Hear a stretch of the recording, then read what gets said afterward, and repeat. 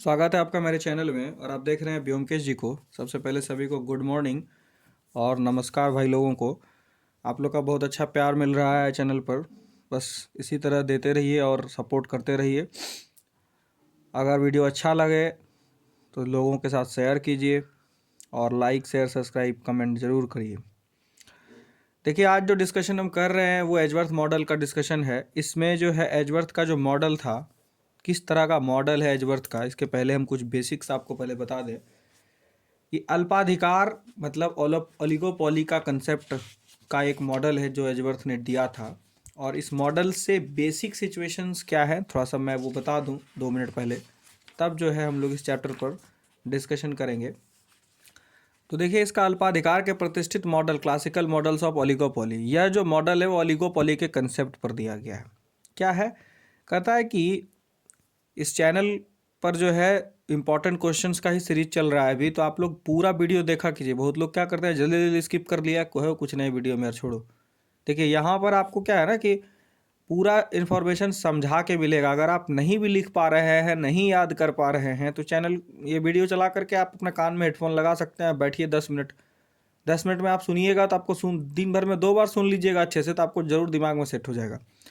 तो चलिए, पूरा वीडियो देखिएगा लास्ट तक, और अच्छा लगे तो शेयर ज़रूर करिएगा सबों के साथ, और बहुत अच्छा लगे तो सब्सक्राइब कर दीजिएगा।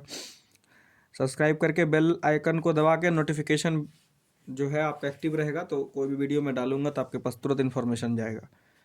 ठीक है। आप नोट्स की मांग करते हैं, नोट्स देना संभव सबको नहीं है और मैं नोट्स दे भी नहीं पाऊँगा, क्योंकि क्या है कि आप देख रहे हैं कि हम खुद किताब से पढ़ रहे हैं, तो मैं बुक से पढ़ के एग्ज़ाम दूंगा, नोट्स का कोई मतलब नहीं है मेरे लिए। और एक इन्फॉर्मेशन क्या है कि कभी कभी जो है बहुत सारे लोग ऐसे हैं जिद करने लगते हैं कि हमको दे ही दीजिए। देखिए, आप यह परिस्थिति की नज़ाकत को समझिए कि हम आपको डायरेक्ट कुछ नहीं दे सकते, हमारे पास भी उतना चीज़ अवेलेबल नहीं है। ठीक ना। हमारे पास भी जितना जितना सफिशिएंट मटेरियल अवेलेबल हो सका है वो सब मैं अवेलेबल करा रहा हूँ यूट्यूब पे। समय की दिक्कत रहती है, इसी वजह से दिक्कत भी होता है। तो चलिए, ये सब समय गवाते हुए आगे बढ़ते हैं। कहता है कि अल्पाधिकार का सिद्धांत प्रतियोगिता एवं एकाधिकार के पुराने सिद्धांत और व्यक्तिगत फर्म के व्यवहार का समस्त सिद्धांतों में से एक है। अल्पाधिकार के मॉडल का सर्वप्रथम प्रतिपादन एक फ्रेंच अर्थशास्त्री कुर्नो ने किया था। अल्पाधिकार का जो मॉडल का कंसेप्ट था, कुर्नो का कंसेप्ट था 1838 में।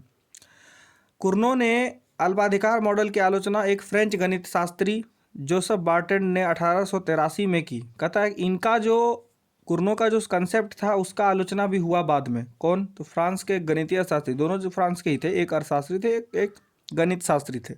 तो गणित शास्त्री जोसेफ बार्टन ने 1883 में 1883 में किया, जिसकी आलोचना करना अल्पाधिकार का एक अन्य मॉडल प्रस्तुत किया गया। मतलब इन्होंने जो कुर्नो ने जो मॉडल दिया उसकी आलोचना इन्होंने की है। किसने? बार्टन ने।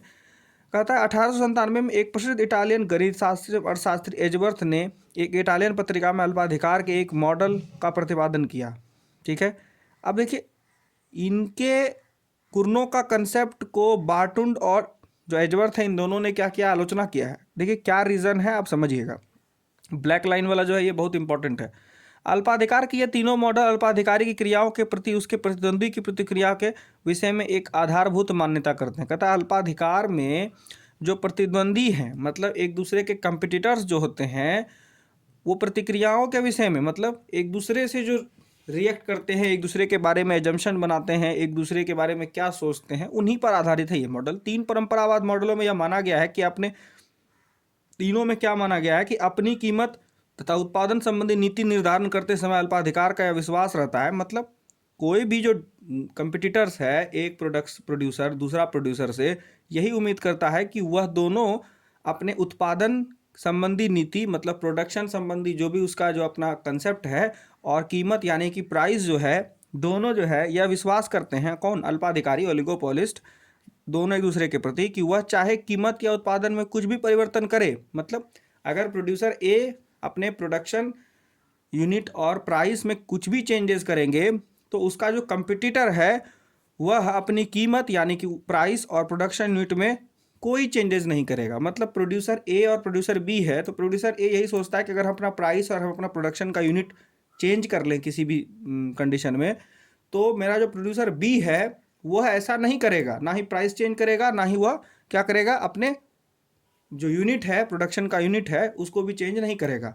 लेकिन प्रोड्यूसर बी भी प्रोड्यूसर ए के बारे में ठीक ऐसा ही सोचता है कि वह सोचता है कि बी जो है, बी सोच रहा है कि हम भी जो है प्राइस और अपना जो प्रोडक्शन यूनिट है वो चेंज कर लेंगे, लेकिन यह जो है ए नहीं कर रहा है। यही सिचुएशन था। कहता अन्य शब्दों में प्रत्येक अल्पाधिकारी विश्वास करता है कि उसकी क्रियाएं चाहे कुछ भी हों, उनसे उसके प्रतिद्वंदी चाहे जिस प्रकार के प्रभावित हों, वे उसकी क्रियाओं के प्रति कोई प्रतिक्रिया नहीं करेंगे। मतलब किसी प्रकार से भी कोई दोनों चेंजेस भी करे, लेकिन जो मेरे सामने वाला कंपटीटर है वो चेंज नहीं करेगा। यह एक साइकोलॉजी इन दोनों के मन में बैठती है। इसी की चर्चा तीनों इकोनॉमिस्ट ने की है अलग अलग तरीके से। उनसे उसके प्रतिद्वंदी चाहे जिस प्रकार प्रभावित हों, वो इसकी क्रियाओं को के प्रति कोई प्रतिक्रिया नहीं। इसका अर्थ है कि वे अपनी नीति निर्धारित करते समय अपने प्रतिद्वंदी की प्रतिक्रियाओं की पूर्ण रूप से उपेक्षा करते हैं। प्रतिद्वंदी की प्रतिक्रियाओं के संबंध में इस मान्यता को आधुनिक अर्थशास्त्री ने अल्पाधिकार को शून्य कल्पित परिवर्तन से डाल दिया। कह रहा है कि यह परिस्थिति, वह भी यही सोच रहा है, यह भी यही सोच रहा है, तो इससे जो एजम्पशन निकल रहा है वो जीरो हो रहा है। ठीक है, जीरो कंजेक्चुरल वेरिएशंस का इसका नाम दिया गया, शून्य कल्पित परिवर्तन। अब कहता है कि प्रत्येक अल्पाधिकारी यह सोचता है कि वह या अथवा कल्पना करता है कि उसके परिवर्तन का कारण प्रतिद्वंदी के उत्पादन और कीमत अथवा अन्य किसी भी चर में परिवर्तन शून्य होता है। मतलब प्रोड्यूसर ए यही सोच रहा है हम जो जो चेंजेस कर रहे हैं वो बी नहीं कर रहा है, और बी ये सोचता है कि हम जो कर रहे हैं वो ए नहीं कर रहा है। दोनों एक दूसरे के प्रति यही एक ही सोच रखता है। अल्पाधिकार की कल्पित परिवर्तनशीलता मतलब जो एजम्पशन है चेंजेस को लेकर के, वो मान लिया गया है कि जीरो है, सिर्फ वो ही कर रहा है। प्रोड्यूसर ए ऐसा सोचता है, कभी बी यही सोचता है कि वही चेंज कर रहा है, ए नहीं कर रहा है। तीनों परंपरागत मॉडल ने परस्पर निर्भरता के तत्व जो कि अल्पाधिकार समय की अति महत्वपूर्ण विशेषता है की उपेक्षा की है। यह ध्यान में रखना चाहिए कि कुर्नो के मॉडल में, कुर्नो का मॉडल क्या था, कुर्नो के मॉडल में अल्पाधिकार अपने प्रतिद्वंदी के उत्पादन को वर्तमान स्तर पर स्थिर मान लेता है। मतलब यहाँ पर क्या कहा, कुर्नो का मॉडल का कंसेप्ट में कहता है कि जो भी प्रोडक्शन एक दूसरे के प्रति सोच के कर रहा है वो लोग, वो प्रोडक्शन अस्थिर है। ठीक है, प्रोडक्शन का जो यूनिट है वो अस्थिर है प्रेजेंट में, और अपने उत्पादन में कुछ परिवर्तन करने की सोचता है। मतलब वो सोचता है कि अगर हम परिवर्तन करेंगे भी तो किस में करेंगे, उत्पादन में। दूसरी ओर बार्टून एजवर्थ अपने मॉडल में यह मान लिया है कि अल्पाधिकार अपने प्रतिद्वंदी की कीमत को वर्तमान स्तर पर स्थिर मानता है। मतलब बार्टून और एजवर्थ का जो मॉडल था उसमें जो है बार्टून और एजवर्थ ने कहा है कि दोनों प्रतिद्वंदी एक दूसरे के प्रति कीमत को अस्थिर मान लेते हैं। कीमत को अस्थिर मानने का मतलब बार्टुंड का और एजवर्थ का कहना है कि प्राइस कांस्टेंट है दोनों प्रोड्यूसर का। दोनों प्रोड्यूसर एक दूसरे के प्रति यही सोचते हैं कि उसने यही प्राइस रखा है ए ने बी के प्रति, और बी भी यही सोचता है ए के प्रति उसने भी यही प्राइस रखा है। अगर चेंजेस करूंगा तो प्राइसेस में मैं करूंगा वो अस्थिर है, बी यही सोचता है कि चेंजेस मैं करूंगा वो अस्थिर है, ऐसा सोचता है। लेकिन कुर्नो का जो मॉडल था उसमें कहा गया कि प्रोडक्शन का जो यूनिट है, कि अगर मैं ए सोच रहा है कि अगर 100 यूनिट मैं बना रहा हूं तो बी जो है उतना ही बना रहा है, तो चलो मैं 150 यूनिट बनाता हूं, या फिर बी भी ऐसा इसके विपरीत सोच सकता है। तो यही है कंसेप्ट बेसिक, कि कुर्नो का कहना था, इसमें ऑब्जेक्टिव आ सकता है कि कुर्नो का कहना था कि प्रतिद्वंदी क्या है, उत्पादन के को वर्तमान स्थिर मान लेते हैं। मतलब कुर्नो के मॉडल में जितने भी ओलिगोपोलिस्ट हैं वो सोचते हैं कि प्रोडक्शन यूनिट दोनों का सेम है या स्थिर माना गया है। लेकिन बार्टुंड और एजवर्थ के मॉडल में इन्होंने माना है कि अल्पाधिकार अपने प्रतिद्वंदी की कीमत को, मतलब उसके प्राइस को स्थिर माना गया है, कि उसका प्राइस अस्थिर होगा, दूसरे का प्राइस अस्थिर नहीं होगा। चलिए, तो कुर्नो का मॉडल पिछले साल आ चुका है, इसीलिए कुर्नो का मॉडल में भी रिपीट ना हो, तो एजवर्थ का मॉडल है और बार्टुंड का मॉडल भी आ सकता है। तो एजवर्थ का मॉडल हम लोग पहले पढ़ लेते हैं, बार्टुंड का मॉडल फिर कभी पढ़ेंगे बाद में। शॉर्ट क्वेश्चंस के लिए बार्टुंड का मॉडल में भी आने का चांसेस है, क्योंकि देखते हैं आप किताब में भी छोटा दिया है तो शॉर्ट में ही उम्मीद है आने का। देखिए यहाँ से शुरू हुआ है, इस पेज में है, और यहाँ आके ख़त्म हो गया। ठीक है, अब देखिए हम लोग अपने कंसेप्ट पर चलते हैं। एजवर्थ का क्या कहना था। एजवर्थ जो कि एक प्रसिद्ध अर्थशास्त्री थे, ने भी कुर्नो के द्वैधिकार मॉडल की आलोचना की। द्वैधिकार मतलब डुओ ओलिगो जो पॉली का कंसेप्ट था, यहाँ पर है जो अभी शुरू में हमने आपको बोला, उसका नाम है कुर्नोस डुओपोली मॉडल, उसकी आलोचना की है। उसने कुर्नो की इस मान्यता को आलोचना की प्रत्येक द्वैधिकार यही सोचता है। उसने आलोचना की है कुर्नो के कंसेप्ट को कि डुओपोलिटी जो है, डुपोलिस्ट जो है यही सोचता है कि वह जितनी मात्रा का उत्पादन करेगा परंतु उसका उत्पादन उतना ही मात्रा का उत्पादन करता रहेगा जितना कि वर्तमान में कर रहा है।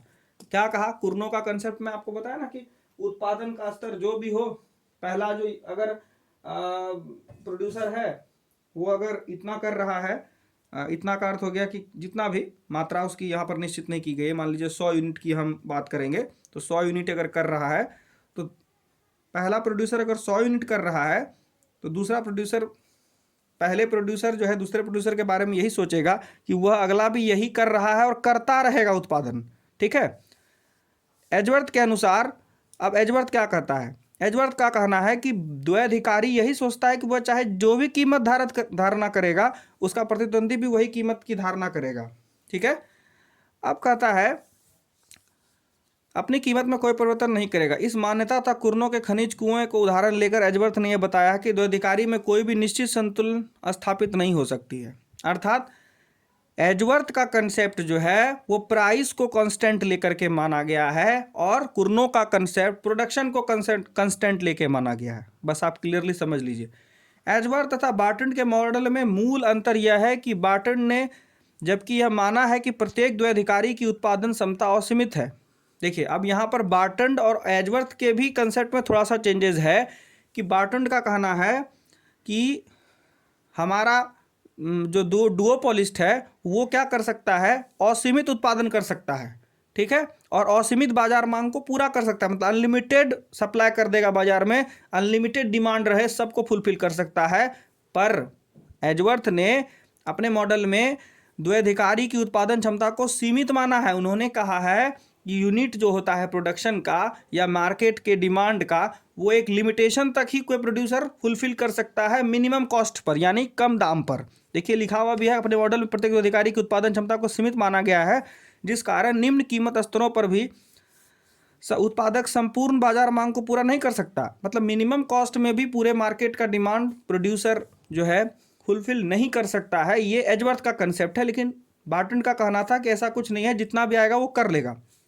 ठीक है। प्रत्येक द्वैधिकारी कम कीमत पर भी इतनी मांग स्वीकार करता है वह जितना पूरा कर सकता है। हर एक प्रोड्यूसर्स का एक लिमिट होता है कि वो अपने प्रोडक्शंस के फैक्टर को देखते हुए एक मैक्सिमम यूनिट तक ही ले सकता है, जिसका मिनिमम कॉस्ट करके भी अगर वह करेगा तो हो सकता है कि पूरे बाजार का डिमांड को फुलफिल नहीं कर सकेगा। सपोज करिए कि किसी कंपनी ए का 1000 यूनिट एक दिन में बनाने का पूरा इंफ्रास्ट्रक्चर डेवलप किया हुआ है कि एक दिन में वह 1000 यूनिट मान लीजिए कोई प्रोडक्शन कलम मान लीजिए बन रहा है, तो कलम वह एक दिन में 1000 यूनिट बना सकता है।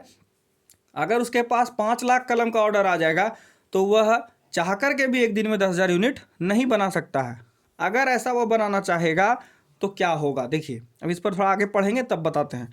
कहता है कि कम कीमत होने पर भी इतनी मांग स्वीकार नहीं कर सकता जितना वह पूर्ण कर सके। चूंकि 1000 यूनिट तक ही एक दिन में बना सकता है तो उसकी मंथली कैपेसिटी 30,000 हो गई, उससे ज़्यादा वो नहीं बना सकता। अगर 50,000 रुपये जो अगर ऑर्डर आ जाएगा तो वह इसको ले नहीं सकेगा, मतलब बना नहीं सकेगा। यह इसका तर्क है कि समय भी लागू होता है, जबकि विभिन्न पदार्थ एक दूसरे के निकट स्थानापन्न हो, जिसमें कारण तनिक भी कीमत अंतर कारण उपभोक्ता अधिक कीमत वाले पदार्थ को छोड़कर। अब देखिए कभी कभी क्या होगा कि 100 यूनिट का तो मान लीजिए ये 1000 यूनिट का जो उसका था क्षमता, उससे ज़्यादा वो बना नहीं सकता है, तो मिनिमम में पूरा ऑर्डर तो ले नहीं सकता है। वो कहेगा हमको आधा ऑर्डर दे दो, 50,000 ऑर्डर है, 25,000 दे दो, हम बना लेंगे। 25,000 इसीलिए बना लेगा क्योंकि 1000 के ऑर्डर से वो अगर बनाता है तो 30,000 उसका मंथली कैपेसिटी, अगर एक मंथ में बनाना है तो। अब कहता है कि मान लीजिए कि एजवर्थ ने तो द्वैधिकारी में यह आवश्यक नहीं बताया कि पदार्थ पूर्ण रूप से समान होंगे। अब कभी कभी क्या होता है कि एक ही चीज़ हम अलग अलग मॉडल्स में देखते हैं, नहीं मॉडल सेम रहता है, कुछ कुछ थोड़ा थोड़ा चेंजेस रहता है। जैसे मान लीजिए यही कलम है, तो ऐसा कलम जो है इसका जो नीब है ये देखिए बड़ा जैसा है, और इसी में एक लिंक ग्लेशियर कलम आता था जिसका नीब छोटा होता था। यहाँ पर अभी मेरे पास अवेलेबल नहीं है, होता तो हम जरूर दिखा देते आपको। तो इन दोनों वस्तुओं में मान लीजिए ये दोनों पेन है एक जैसा, एक ही कंपनी का, एक ही चीज़ है सारा मान लीजिए, तो इन दोनों वस्तुओं में क्या है, स्थानपन्न है, निकटता है। निकटता का अर्थ क्या हुआ, यह भी कलम लिखने के काम में आती है, यह भी कलम लिखने के काम में आती है। अंतर क्या है कि यह 10 रुपये वाला है, ये 5 रुपये वाला है। तो लोग क्या करेंगे, अपने बजट को देखते हुए ज़रूरत के हिसाब से कम कीमत वाली चीज़ों पर ही फोकस करेंगे और ज़्यादा कीमत वाली चीज़ों को नहीं खरीदेंगे। यही यहाँ पर कह रहा है कि उसका तर्क एक समय भी लागू होता है कि जब विभिन्न पदार्थ के एक दूसरे के निकट स्थानपन्न हो, जिसमें कारण तनिक सी कीमत का अंतर कारण उपभोक्ता अधिक कीमत वाले पदार्थ को छोड़कर कम कीमत वाले पदार्थ पर नहीं चाहेंगे। फिर भी हम निम्न विश्लेषण से मान लेंगे कि दोनों द्वैधिकारी के पदार्थ पूर्ण रूप से समान है। इसके अतिरिक्त दोनों द्वैधिकारी के लिए लागत दशाओं का रूप समान होगा।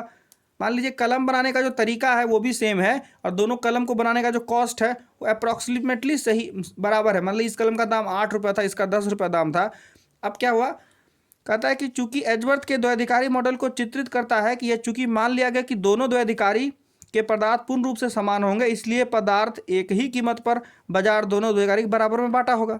अब कहता है कि जब दोनों कलम ही बना रहा है और एक ही जैसा सिमिलर टाइप का कलम, देखिए सिमिलर और इक्वल में अंतर होता है। सिमिलर मतलब एक जैसा, ई भी कलम है ई भी कलम है, लेकिन इक्वल का मतलब होता है एकदम चेंजेस नहीं होना चाहिए, जैसा ही है वैसा ही एक ठौर इसी तरह, जैसा ये है उसी तरह एक ठौर इसी तरह का मतलब हो गया कि एकदम चेंजेस नहीं होना चाहिए, एकदम बराबर होना चाहिए, कोई उसमें बदलाव नहीं होना चाहिए।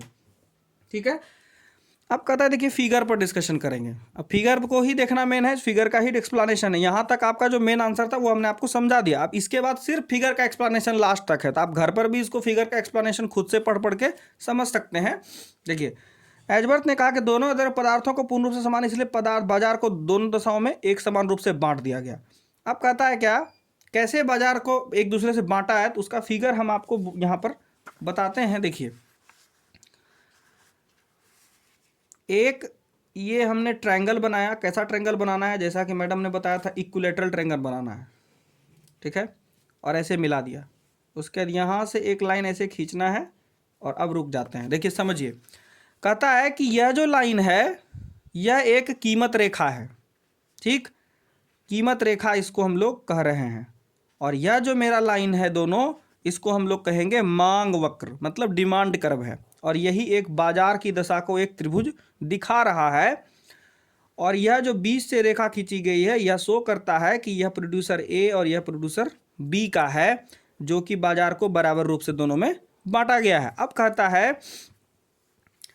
कि प्राइस वह क्यों रखा, मान लीजिए कि यह कीमत रेखा है तो इस पर जो भी बिंदु होगी सब कीमत को बताएगी। तो मान लीजिए वह दोनों मिलकर के अपने प्राइस को क्यू पर रखा है, तो जब वह क्यू पर रखा है तो उसका जो मैक्सिमम प्रोडक्शन है, बाजार का जो डिमांड वह फुलफिल करेगा, सप्लाई देगा, वो टी करेगा और टी डैश करेगा, दोनों सेम कर रहा है, इसीलिए यहाँ पर टी और इधर वाले में टी डैश होगा। ठीक है, और उस पर जो उसका आय होगा वो आय क्या होगा, ए डैश होगा, और ये मेरा ओ है और ये ए बी ए होगा, मतलब ओ ए और ओ ए डैश जो होगा उसकी आय होगी। हम आपको फिगर पहले समझा दें फिर आपको एक्सप्लेनेशन भी समझाएंगे। इसके बाद जब वह देखता है कि एक प्रोड्यूसर, मतलब यहाँ पर जब एजवर्थ मॉडल का कंसेप्ट आएगा कि हमने इसमें क्या पढ़ना है कि प्राइस को कांस्टेंट किया गया है, और बार्टन कोर्नो वाले में क्या था, प्रोडक्शन को कांस्टेंट किया गया था। ठीक, तो उसने क्या किया कि प्राइस को क्यू से उठा के पी पे कर दिया। जैसे ही वह पी पर करेगा तो आप लॉ ऑफ डिमांड यहाँ पर काम कर जाएगा, यहाँ पर वह पूर्ण प्रतियोगिता में ना हो करके वह मोनोपोलिस्ट बन जाएगा, डुओपोलिस्ट नहीं मोनोपोलिस्ट, एक अधिकारी हो जाएगा कि हम इतने में ही सामान बेचेंगे। तो जैसे ही वह कीमत को बढ़ाएगा तो उसकी जो मांग वक्र है प्रभावित होगी, मांग जो है प्रभावित होगी, जिससे आय भी प्रभावित होगा, और वह इतने ही क्षेत्र में बाजार के सामान को बेच पा रहा है, जिसको कि हम ई और ई डैश से दिखा रहे हैं, जो मांग वक्र पर है। देखिए पहला था क्या, क्यू अगर प्राइस रखता तो टी टी डैश संभावना वक्र को पार कर जाता, मैक्सिमम इतना ही वह बाजार में सप्लाई दे सकता था। लेकिन अगर वह अपने मांग वक्र को, माफ कीजिएगा, कीमत को पी पर लेके चला जाए, मतलब प्राइस को पी कर दे, और जैसे ही प्राइस को पी करेगा तो लॉ ऑफ डिमांड जैसे यहाँ काम करेगा, तो उस केस में ई ई डैश जो है ये पूरा डिस्कशन जो है आपका काम करेगा। ठीक है, मतलब ई और ई डैश जो है यहाँ पर आपको पूरी तरह से प्रभावित होगा, ये इसकी उत्पादन क्षमता है। ठीक है, इतने ही बाजार में कर सकता है। अब क्या देखा, दोनों जब एक दूसरे के प्रति क्या सोच रहा है कि हम चेंज करेंगे तो वो नहीं चेंज करेगा, और हम चेंज करेंगे वो नहीं चेंज करेगा, दोनों एक दूसरे के प्रति यही सोचता है। यही सोच में है, जब बाजार में देखता है कि मांग कम होने लगा मेरा, तो वो पहला प्रोड्यूसर ए जो है वो सोचता है कि चलो हम अपने दाम को थोड़ा सा कम कर लेते हैं। तो वो क्या करता है, अपने दाम को पी से उठा के आर डैश पर ले जाता है, और बी भी यही सोचता है कि थोड़ा सा दाम हम भी कम कर लेते हैं, वो तो उसी पर बेच रहा है, यह सोच करके यहाँ पर कर लेता है आर पर। अब देखिए क्यू और पी के बीच में ही यह दोनों ऐसा करते रहेगा, लास्ट तक करेगा। ठीक है, तो देखिए आर में क्या करेगा, जैसे ही आर इसका होगा दाम बी वाले का, प्रोड्यूसर बी का, तो उसका जो मांग वक्र है वह, सॉरी पूर्ति वक्र जो है मांग वक्र से बाहर निकल जाएगा। देखिए बाहर कहाँ तक निकलेगा, तो यहीं तक दे सकता है वो। तो ये देखिए फिगर ट्रायंगल से बाहर जा रहा है, तो इसका नाम जो है वो एस रखा। ठीक इसी प्रकार जब प्रोड्यूसर ए अपने कीमत को आर डैश पर रखेगा तो उसका भी मांग वक्र प्रभावित होगा और सप्लाई पूर्ति वक्र बाहर चला जाएगा। देखिए यहाँ पर इसका नाम इन्होंने एस डैश रखा, और जैसे ही यही दोनों रखना शुरू करेगा तो इसको पहले की तरह लाभ मिलने लगेगा। देखिए ये क्यूटी और क्यूटी डैश जो लिखा हुआ ये लाइन उसी की मात्रा के बराबर ना, एस आर एस वन, माफ कीजिएगा आर एस डैश और आर एस एकदम पहले वाले संभावना को वो पूर्ण कर सकता है। पहले भी बोला कि जब क्यू दाम रखेगा तो टी की मात्रा को फुलफिल कर सकता है दोनों, और अगर पी रखेगा तो ई मात्रा तक ही। तो देखिए यहाँ पर का जो मांग है और यहाँ पर का मांग है, उस परिस्थिति में ये वाला कम है और ये वाला ज़्यादा है। अगर थोड़ा सा ही कीमत नीचे किया तो इसका मांग तुरंत बढ़ गया और इसका सामान बिकने लगा, और वो यही सोच रहा है कि जो ये ए है ना वो पी ए पर बेच रहा है, जबकि ऐसा नहीं है, ए भी दाम कम किया है बी को सोच के। ठीक है, तो इसीलिए दोनों ने अपने दाम को जैसे ही कम किया तो वो पूर्व की परिस्थिति को प्राप्त कर रहे हैं, जिसमें टी क्यू और टी क्यू डैश की मात्रा जो है, माफ कीजिएगा टी डैश क्यू की मात्रा जो है उन्होंने बाजार में सप्लाई करना शुरू कर दिया और उसको पुराना लाभ मिलना शुरू हो गया। ऐसा क्यों करते हैं? क्योंकि जब पी पर प्राइस रहता है तो उसका लाभ कम हो जाता है। लाभ के लालच में इन दोनों ने अपनी कीमत को घटा दिया। तो इससे निष्कर्ष क्या निकला कि पी और क्यू के बीच में हर एक समय परिस्थिति क्या होगी, इक्विलिब्रियम में नहीं होगी। यह असंतुलन परिस्थिति को दिखा रहा है, कभी ये ऊपर करेगा कभी ये नीचे करेगा। तो ऐसे में अब देखिए पूरा फिगर का एक्सप्लेनेशन है, कुछ नहीं है, क्लास में मैडम भी जो लिखाई है वो पूरा फिगर का एक्सप्लेनेशन है। देखिए इधर भी इस पेज में पूरा फिगर का एक्सप्लेनेशन दिया हुआ है, और हम भी आपको जो बता रहे हैं वो पूरी तरह से फिगर का एक्सप्लेनेशन ही है और इसमें कुछ चेंजेस नहीं है। ठीक है, तो अब देखिए लास्टली जब हम आएंगे तो उसमें क्या कहा कि एजवर्थ के द्वैधिकारी समानांतर निरंतर असंतुलन है, क्योंकि कीमत लगातार एकाधिकार कीमत तथा पूर्ण प्रतियोगी कीमत के बीच चक्कर काटती रहेगी।